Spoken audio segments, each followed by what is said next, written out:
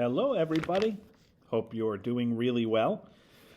For those of you learning at home or learning in class, today we're going to look at Chapter 19, Section 2, which is about China and how they shut down on foreign relations after the great explorations of Zheng He. By the time Europeans started exploring Asia and sailing to China, that country was run by the Ming Dynasty. The Ming Dynasty collected tribute money from all the neighboring countries in exchange for peace. Basically, it's kind of like the bully in the lunchroom or on the playground who says, you're going to give me $5 and I'm not going to punch you or steal your lunch. That's kind of what China did to all of its neighbors. It said, we're big, we're powerful, we're strong. You're going to pay us every year. And in exchange for that, we'll leave you alone as long as the money keeps coming in. The Ming Dynasty was started by a rebel general named Hong Wu, who had driven out the Mongols. He tried to bring back a lot of pre-Mongolian rule traditions. He helped the economy by investing in better crops and infrastructure. He became a tyrant, though, in his later years. He murdered thousands of his own government officials in something that we call a purge. He purged his own government, arresting and killing thousands of officials that he thought might become as powerful as him. Anyone who rose to high rank because of talent and ability was watched closely, and then if it appeared that they might be more popular than the emperor, they were purged. Hong Wu's son was Yongglo, and Yongglo took over. He moved the capital to the current capital of China, Beijing. Europeans for a long time called it Peking, but it's not. It's Beijing. Yongglo ordered the construction of a gigantic walled palace called the Forbidden City, forbidden for anyone to go in unless they are there at the invitation of the emperor. He also funded exploration of new lands outside of the knowledge of most Chinese people. He sent a gigantic fleet under the command of a Muslim Chinese admiral named Zheng He. Z-H-E-N-G-H-E. Zheng He. Zheng He was supposed to sail around the coast of Asia over to India and see what's on the other side of India. So he got to Africa, and some people even say he made it around the coast of Africa up into the Atlantic Ocean and sailed across to the Caribbean. Some people say he even sailed as far as New England. But do we trust these people? On what evidence? On what basis do they make this claim? And that will be something that we investigate as a class. So he explored Asia and Africa. From 1405 to 1433, Zheng He's fleet sailed on 7 different voyages. They brought back tribute money from at least 16 different countries. Then suddenly, the emperor's advisors convinced him that the voyages were too costly, too expensive. They didn't matter.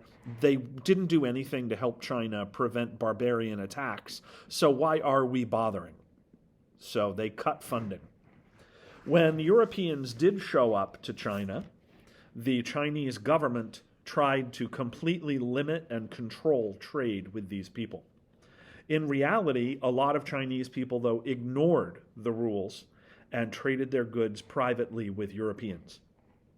Despite this, the Chinese never really managed to establish any major industries, partly because of their religious beliefs and philosophical beliefs. Confucianism was big at the time, and Confucianists were not in favor of manufacturing and industry as much. They put high taxes on anybody except farmers.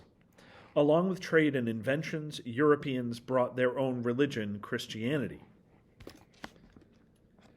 In 1644, Manchurians invaded China and overthrew the Ming Dynasty. They started a new dynasty, the Qing, Qing. They quickly took on Chinese-style traditions and cultures, though, because even if you're a small group that has managed to take over China, you can't really continue to act like yourselves. You have to start being more Chinese. The first Qing emperor was Kangxi, Kangxi. He reduced taxes, and he gave smart people important government jobs. He ruled for 60 years. He enjoyed spending time learning about Europe by working with Jesuit monks. We haven't studied that yet, but the Jesuits.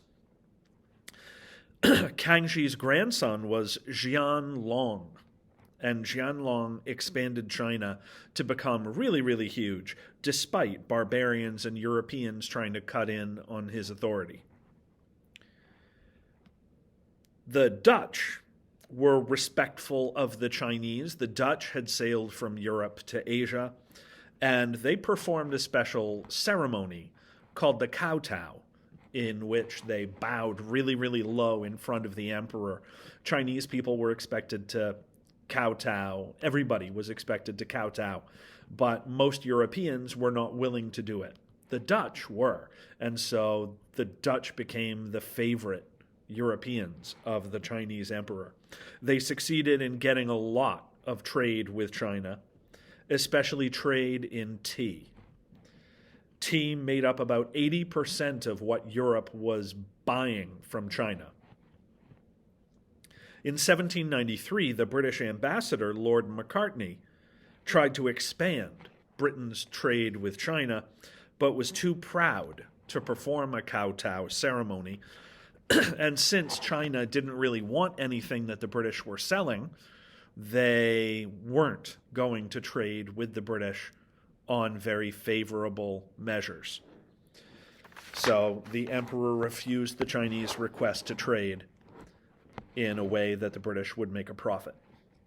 Over the course of the 1600s, China's little brother country, Korea, was a vassal state to them. A vassal means that they had to be loyal and they were part of the Chinese empire but could have their own government but had to be pro-Chinese. Korea at this time, though, was growing more and more independent-minded. They continued, though, to be heavily influenced by Chinese traditions.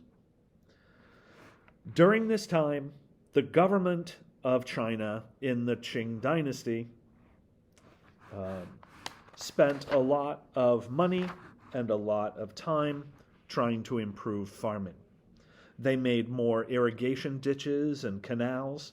They encouraged the use of fertilizer, which would make the soil richer. Europeans brought new crops, which the Chinese decided to start planting, which meant there could be more food and a bigger variety of food. And it gave the people better nutrition.